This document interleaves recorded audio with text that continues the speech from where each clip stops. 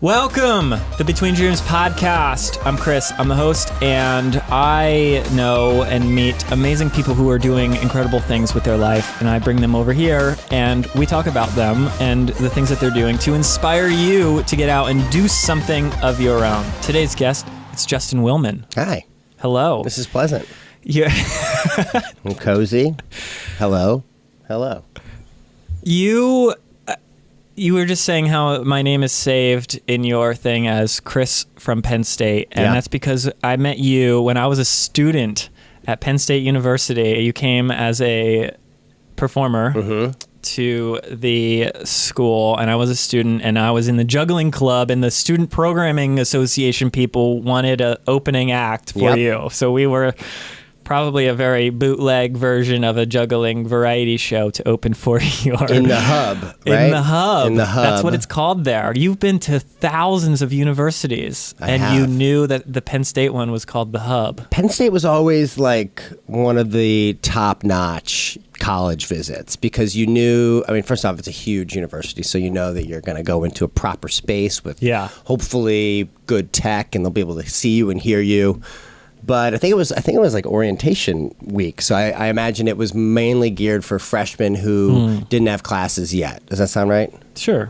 Something like that. Yeah, it was at the beginning of the school year. That's right. Yeah. And you guys were great. You guys were cool. Yeah, that was my life for a while. And then that became your life for a while, touring colleges. Yeah. Yeah. It was interesting, and I wanted to come into this in the first thing of, in that we were just like, we had a juggling club on campus, and we weren't like real performers yet. A lot of that crew is out performing now, doing it for real. It's amazing. Like half of those people now are like real performers. Well, that's a benefit of going to a school as big as Penn State, is in that it could actually have a juggling club. Yeah, and there was a magic club too. Like I went to Emerson College, really small school. I was the magic club. And there wasn't even a juggling club. Like there was maybe, you're lucky if you found one other magician who you could like jam with. So that's cool. And the thing that resonates from that time was that I think you as a person really didn't have any reason to be overly nice to you. Some performers would have been like, these guys are going to, the audience is going to think that I brought them, you didn't know what we were going to do or if we were going to be any good or anything like that. And I remember like before you were super enthusiastic and encouraging, particularly, and you were like, yeah, this is awesome. Great job. It was like, whatever, if that was authentic or not, it was just like being nice is really valuable, in that just being encouraging to people who are younger or not even younger, just being encouraging to others. And you've throughout, since I met you then, and then I started getting into the colleges, and then I remember seeing you at NACA, and you'd be like, hey, what's going on? How's it going? You did it. Like across that bridge. I was like, got a showcase at NACA, which at the time I was like, well, I did it. I'm successful now. And then, and it was always a theme with seeing you out and interacting with you was always super positive and super nice and encouraging, when you didn't necessarily have, there's a bunch of other performers that were in that same circle were like, went out of their way to be mean to me or try to sabotage me or something like. So the first question is why? Why do you, that's a decision that you had to make, of be nice or like be an asshole to younger or upcoming performers or just your fellow performers. And in a showbiz world of where there is this cutthroat competition, well, if I help that person be successful, there's gonna be less gigs for me. And that was never felt like a thing for you. If it was just like, I encourage this, and there's been a couple other people. So why do you make that decision to be nice? Interesting. Instead of be mean? Well, I mean, I guess two parts. One part is I like to think I'm a nice person. So being mean would take a lot of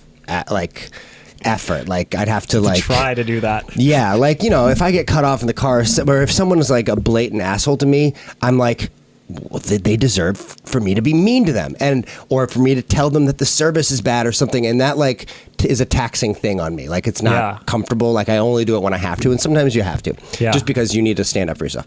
But I think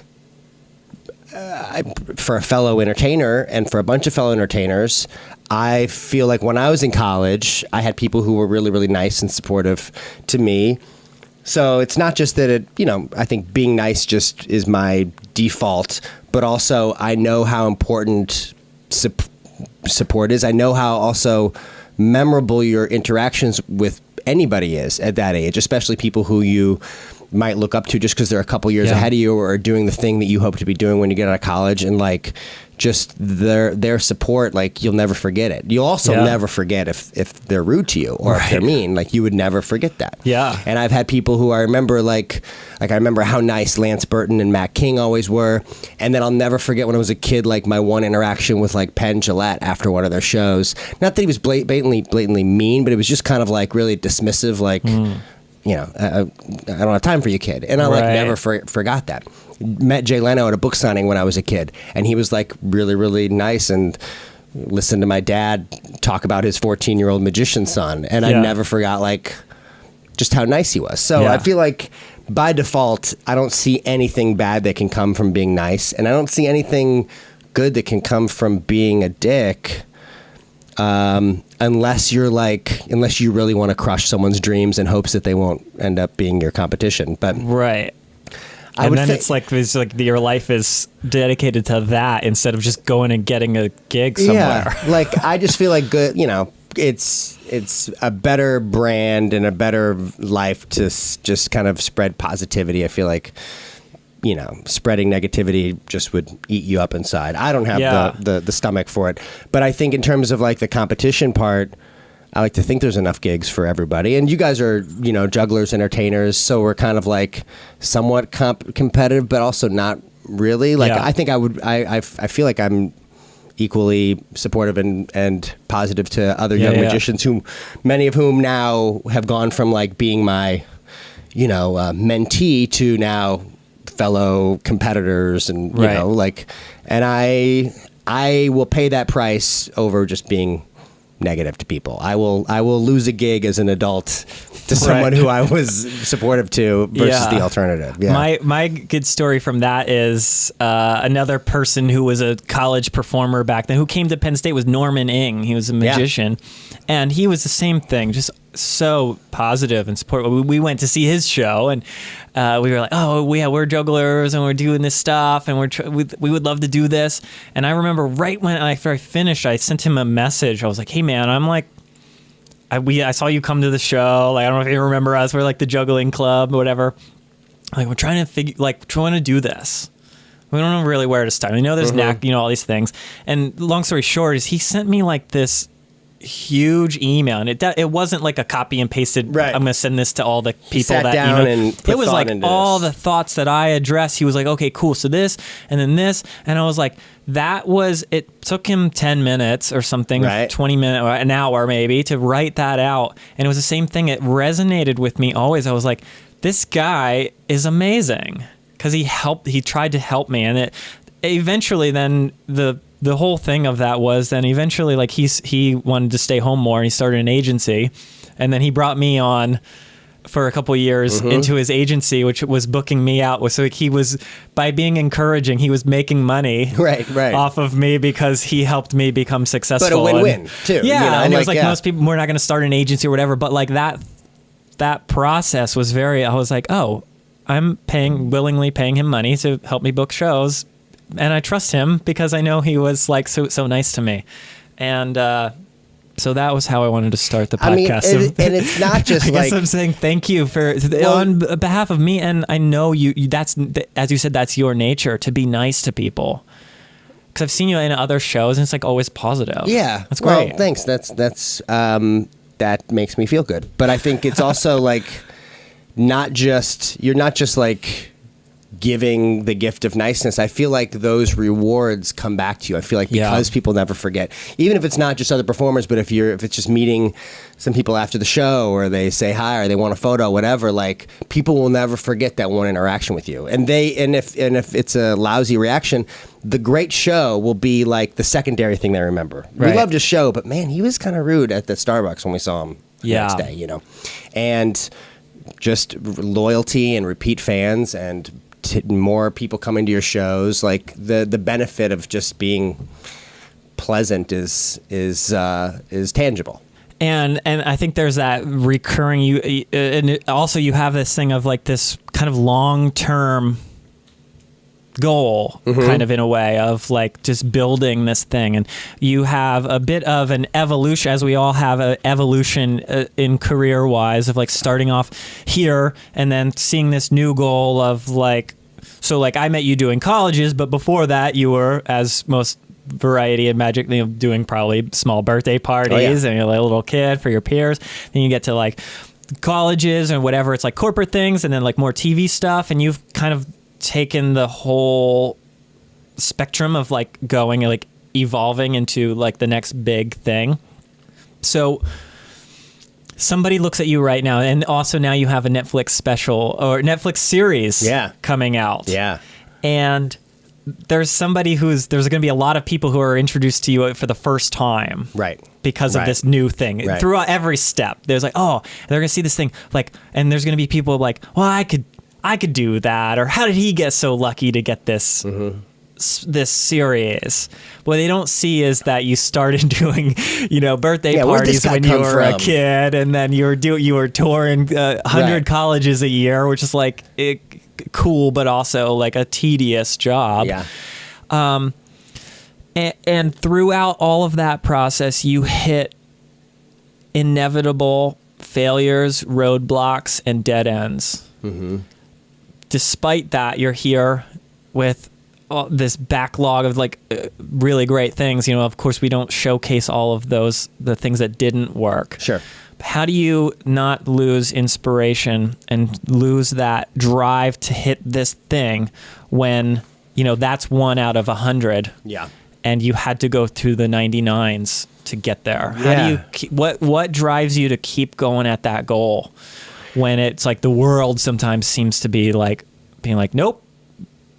I feel like you have to be a little bit crazy. Yeah. I think just to believe, and you also have to really truly believe that you are special, that you are like, I'm good enough, I'm smart enough, whatever, like that I am a great entertainer. Like, obviously, you don't want to believe all the compliments and praise you hear from a random person after the show, but you should believe enough of it that when you're feeling down, you can be reminded that, yeah, I am really good at this. Like, there is something here, and just a little temporary roadblock doesn't mean that this isn't meant to be. Like, you need to believe that you can be, that you're worth being known by a large amount of people. So, which is also crazy, because where's the proof to believe when you're doing birthday parties that you could have your own TV show? Like, it's not there yet, but somewhere deep inside, and maybe it's like just the healthy part of ego, and also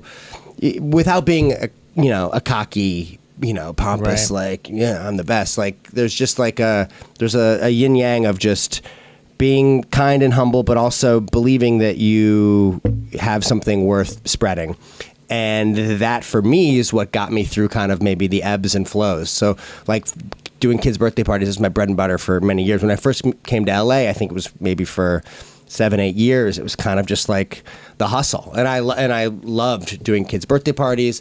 I loved the business of it. I loved kind of really like just coming into a new market with all this enthusiasm. And I was this kid right out of college, so I kind of like had like a different branding, set it apart from the other LA magicians, and it was like really, really took off. And then, but then I kind of like burnt myself out a little bit. I kind of had I also got into like a group of friends that kind of played into my darker urges and partied too much, and drank too much, and kind of dabbled in drugs too much, and that like took me away from my intended path, into this part where, and my business suffered. And then I, just for a while, like there were times where I would call my dad, like, to borrow money. I promise I'll pay you back.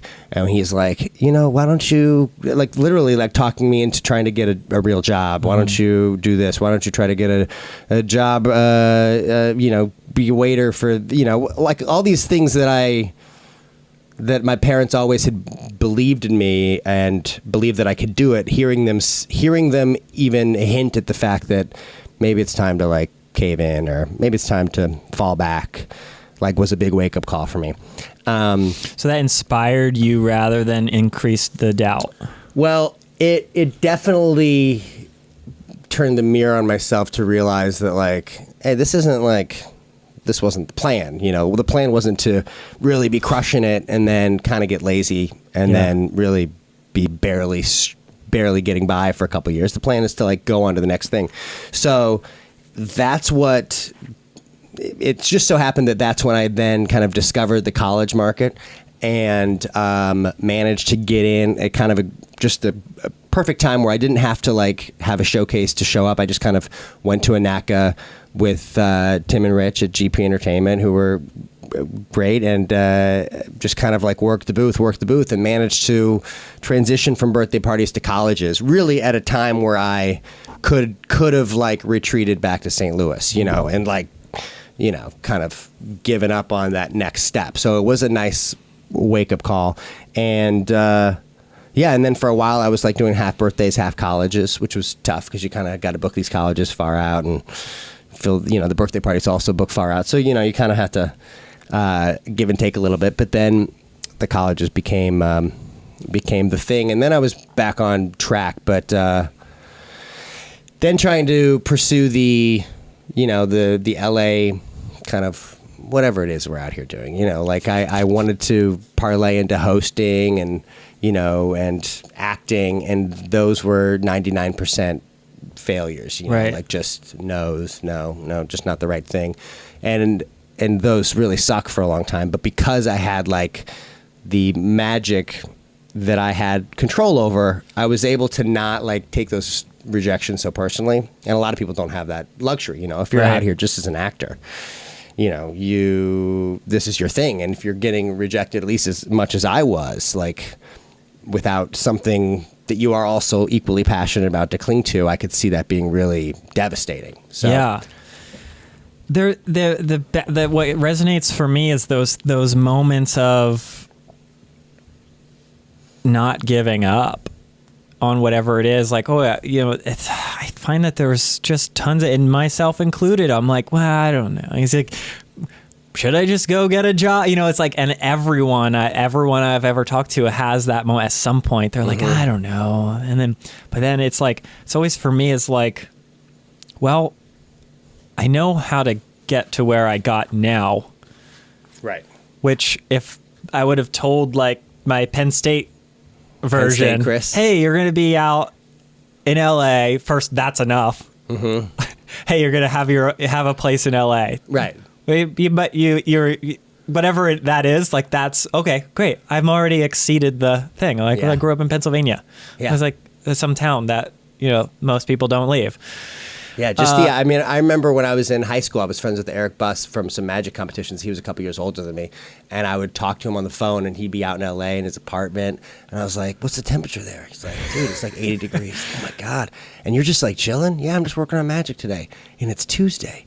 Oh, this is like the best. Like just to be out, like to be a grown-up in the perfect place, it just seemed like...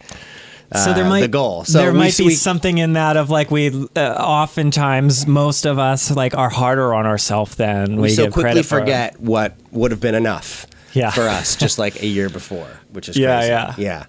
But I mean, like just the idea of okay, maybe I should like settle or do something else. Like I never even programmed myself to have a plan B or a fallback. So in terms of the not giving up, I think by not even putting the plan B stuff into my brain, like I just didn't even know what that meant or what it would look like. So there was no choice but to not give up. Great. That's what I was digging into. So it's like that, where they're like, if you just have that and programming the mind like that is an interesting thing of like, well, if I don't have this other option, then I can't choose this other option. Exactly. It's like really great to just it's really great. And that mixed with the, if you're deranged enough to believe that you are better than what you're currently, experiencing. All of us entertainers, anyone who does what we do with no dependability of work and the fact that it's all out of our control. Like, we're a little crazy in a great way, but you have to be just that little crazy to think that it'll work. And so far it has. I would knock on wood, but I don't want to mess up the recording. Yeah. So now you're here and you have this whole back catalog of great work that you've accomplished and created. And now you have the new Netflix series coming out soon or now, depending on when people are listening. What is that? How soon do you feel after that? Like, that's like, for most people in entertainment, like, oh, that's a thing now. It's like in 2018, you're like, oh, that's the ultimate thing that could possibly happen in my life, in my career. Mm-hmm. How soon does it become like, okay, that's something I did. Now, what do I do next? Like, I've learned do you instantly jump onto this thing where like, now I gotta. Well, I do because, it was a year of my life, like full focus of the writing and the shooting and the editing. And then right when that's done, even when it's not out yet, you're kind of like, people say, oh, go on vacation, chill out, relax, you've been so stressed, relax. And I just don't know. I can do that for a day or two. I don't know what else to do. So I get stir crazy and worry about what's next. I mean, I'm very excited for it to get out, and I have very high hopes that it will be, I'll get to do more of them and that people will like it. But I've learned since I've been in LA, like, I've had many opportunities or breaks that I thought, this is it. This is right. It's all going to change. And I'll get really stoked and so excited. And then it'll come out, or it won't come out, or people might see it or they won't. And it wasn't that thing, and I found that I gain nothing by like putting expectations of greatness on a project if I don't have control over who sees it or what. All I have control over is just to make it as good as it can be, and to know that it's now a part of my body of work. And so far, no one thing has like been the big game changer, the overnight success, whatever. Yeah. So I'm better just to, after I've done that thing that I've worked as hard as I could and made it as good as I can, let's think now, what's next? What can I do to apply what I've just learned to a new thing, And I find that just the mentality of creating a body of work, not overthinking or, feeling like you failed because one thing wasn't what you hoped it would be, and also not feeling like you finally made it because one thing is going to be something great. I find just like a stoic confidence that was good. What's next seems to be the best mentality for me. Yeah. Yeah, that's great. I've talked about this several times before of the golden ticket kind of myth of people think, oh, if I get on this show, that's the golden ticket, and there is no golden ticket. Of that might have been a thing in the 90s or something with late night television or something, and we're still stuck on that thing. And I tried really hard to get on, like, I did a little like appearance on Ellen DeGeneres show, and I was like, oh, well, that'll be a thing that'll take me to and then I remember, like, by the time it aired, like 2 days later or something, I was like back in Pennsylvania, like watching it by myself, and I was like, huh, it's over. Where's the party? Yeah, why? Yeah, that's it. Now what? Check my phone. Nope, nothing. Yeah. And then I've done, it's handfuls of things that I'm like, oh, this is a thing, whatever it is, and I'm like, huh, no one cares. Get back to work, do another one. And that's a really, like, that seems depressing initially, but then I'm like, well, that's great. That means that if you do something and you're like, boy, I blew it. It's kind of comforting knowing that, like, nobody cares. Right. People will forget about it so quick. Show up tomorrow and do something else. I've done things where I've felt like I've blown it, and other people have said, oh, dude, that was really a weak performance. And luckily, like, the crappy stuff sinks to the bottom and no one sees it, and the good stuff stays to the top. And wherever along the line people discover you, in the course of your career, then they can catch up on the good stuff, which is nice. And that's something that I've heard someone talking about recently of like, well, there's like this thing of also like, oh, everything has to be top notch because everyone's seeing everything. But then there's also this thing of, put out everything. The good stuff will rise, and the bad stuff people will forget about, and you keep moving on. And that's really, I think, the only way to make the good stuff. You have to between the two. Like, don't put out all garbage. Right. But we know that. But don't be so picky that you only put out one piece of content a year. Right. But yeah, it's there is no tried and true way to do it. But I think consistent and just build your fan base, build your body of work. Try to always do something better than the last thing. Cool. Yeah. That's great. So we're about to wrap this up and kick over to the bonus version for Patreon round. People. So if you want to hear the conversation continue, go over to Patreon, check that out. And every guest is on the main podcast. This is the episode, and the bonus episode is only available to Patreon people. So we're going to kick over there. But before we do, we'd like to end the main episode with the memeable minute. All right. You'll have 1 minute to wrap up your thoughts on and give somebody a nice nugget of what we've discussed, or what you feel like is the most important, most valuable thing for someone who wants to move to LA or wants to accomplish this thing, but then they're thinking about they're afraid to put out that piece of content because they're waiting for that one piece of content at the end of the year that's going to be the thing that does it. Right. So we'll kick into the memeable minute. You have 1 minute starting now. Oh, man. So I would say, just to maybe recap the greatest hits, if you truly think that you are unique and special at what you do, you got to never forget, and you got to always just believe that you've got some little kernel of gold within you, and trust that and remember that when it's not going as well. And I think it's better to try and fail than to never try. So if you're like, oh man, if I go to LA, what about this? What about that? Or wherever, or go to New York or wherever, just go. I say just go, because you'll figure it out. You'll have a fight or flight survival instinct. I'm sure we came to LA in very, any like economist or analyst would say, you don't have any prospects lined up here. Yeah. Where are you going to work in a week, in another week? It's like, no, nothing. You'll figure it out. And I would much rather do that and just be like, man, I tried, than to be 70 and be like, man, what if? So there's that. And whether you nail something or you blow it, never put any weight behind it. As hard as it is for me, I obsess about everything. But once you finish a thing, put it behind you. Work on the next thing. I think as a entertainer and an artist, I feel like it's a healthier mindset. As opposed to really obsessing over. If you're a painter, just obsessing over that painting that you sold and you can't do anything about, versus painting something new. Paint a new thing. You know. Yeah. That's probably a minute, maybe 40 seconds. Yeah, probably more. Yeah. And then as a reminder to myself, I would say, because I'm sure us performers are neurotic and obsessive, is to relax and to get out and seek inspiration. We were talking about this on the sidewalk. Seek inspiration outside of your art form and figure out ways to kind of do things with magic, juggling, acrobatics, or whatever. Do things with your art form about ideas and concepts that have never been touched by that art form. And I think then you create original content and an original voice.